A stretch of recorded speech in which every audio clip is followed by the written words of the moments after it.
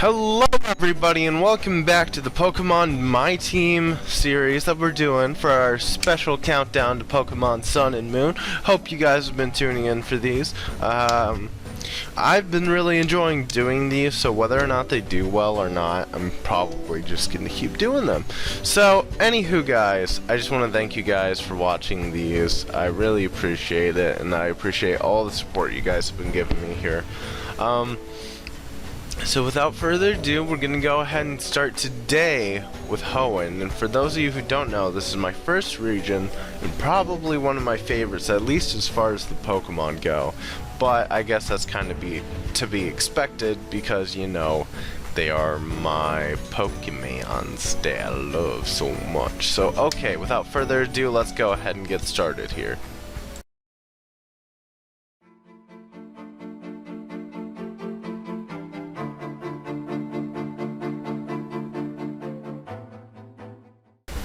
First up, we have Camerupt. Now, Camerupt is special to me for very, very many reasons. One of the biggest reasons, though, being Camerupt was my first level 100 Pokemon. I had a Camerupt named Gas, and I received that as a gift from my friend.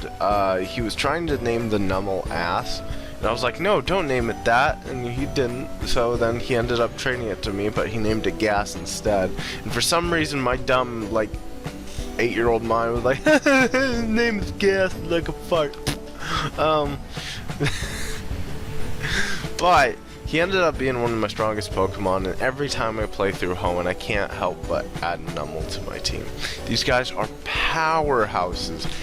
If it wasn't for how slow they were and their unbelievable weakness to water, they'd be a great Pokemon to use for competitive. I think Mega Camerupt is kind of viable, but not really, you know what I mean? It's one of those things where I just wish Camerupt could be better, because he's got so much potential. If he could just get something to deal with that pesky water damage, he'd actually be a very viable Pokemon. But anywho, with that one, let's go ahead and move on to our next Pokemon.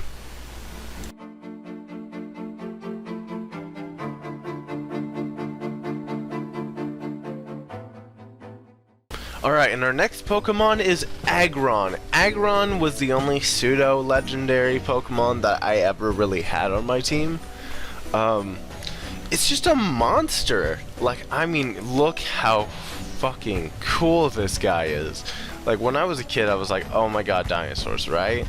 This guy was a metal dinosaur, and like, the only metal dinosaur I had ever known in my lifetime was Grimlock. So I, of course, named of my male ones, I would catch Grimlock, and because sometimes it'd be kind of a pain in the ass to catch, if I just happened to get a female, I named my females Magira, like the goddamn panther. I don't know why that was, though.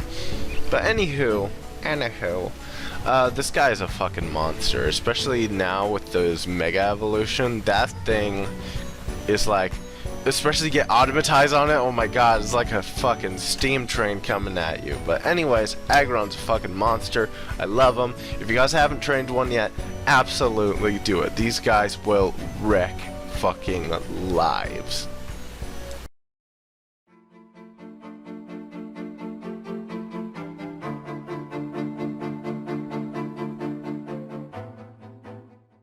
Next up, we've got Ninjask and Shedinja.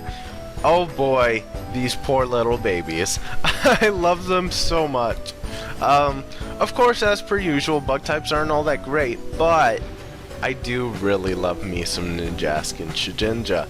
I really only trained a Shedinja in X and Y, but Ninjask I have trained a few times before. Ninjask was one of those Pokemon that, I definitely use it for competitive. You know, you set up the substitute baton sword path or sword stance thing, because you get the speed boost every time, and then you could switch out for sweep.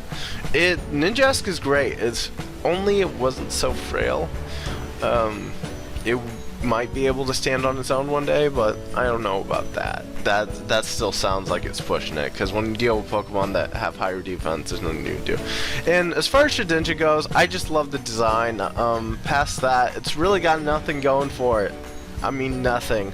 I mean, you can sometimes Wonder Guard skill swap, but that's about all you got. So, Shedinja, I love you, but sorry, bud, you are not good at all.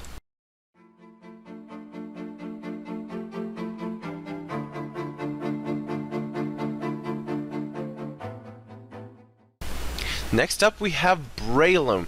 Now, Breloom was another one of my childhood favorites, and most of the reason being, it's a dinosaur again. I don't know if you noticed that. But it's got, like, very raptor-like features. I never really understood what Breloom was supposed to be. Okay, so, for some reason, he's a boxer. He's also a mushroom, and he's a raptor. I would have to say he's probably one of the more creative designs in Pokemon, in my opinion, because, like, who's just like, alright, Velociraptor, Kickboxer, mushroom thing. Alright, totally got it. Put it down on paper. Like, seriously, though, this thing's awesome, and it's actually my statuser on my team. I usually wait and let Shroomish learn Spore, and for those of you who don't know, it has to get to a pretty high level to do that. And then I let it evolve. Or at least as far as I'm doing competitive. Past that, I just kind of leave it as a... Or I let it evolve as a Breloom normally if I'm just doing a normal gameplay. But as far as that goes, Breloom is probably one of my favorite grass types to date.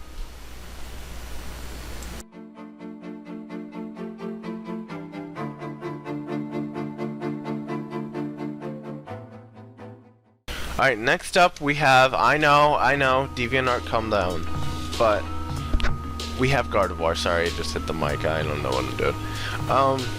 But next up we have Gardevoir. Gardevoir is one of my favorite psychic types. If you told me to go and pick out a psychic Pokemon to use on my team, Gardevoir is always the first on the list. And no, it's not because, oh my god, she has boobies when they draw her on the internet. Oh. No, it's because I genuinely like using it. I would always catch one out in the wild grass. I named her Roku because originally I wanted to name her Riku.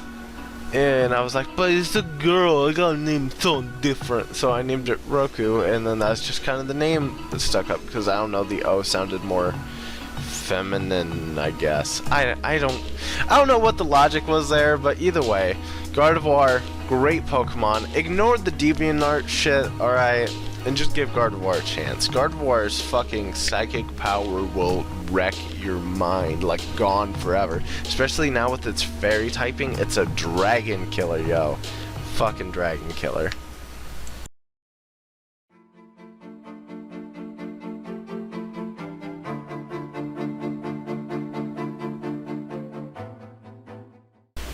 Last but not least, we have my starter Pokemon, Sceptile. And for those of you who don't know, Sceptile was actually my first Pokemon. Of course I picked it again because it was a lizard at first, and then it ended up being a dinosaur, a raptor of sorts. But of course, with me and my reptiles, you know, I got to get that reptile. I'm all about that life. But Sceptile is weird because, like, I don't necessarily remember Sceptile that well. Like, I don't remember the way he battled. I don't remember how good he really was. I haven't really used him competitively. I just remember loving his design, so I always picked Sceptile over any of the other Hoenn Pokemon. And maybe that's not fair. Maybe I could have given Mudkip a chance. I sure as fuck am giving the Blaziken a chance, though. Goddamn. He started that awful trend of having firefighting all the time. Ugh. But without further ado, Sceptile, best starter Pokemon 2016. Elect for president. Just kidding. Actually, probably be better than what we got right now. Boy, here we go again, guys.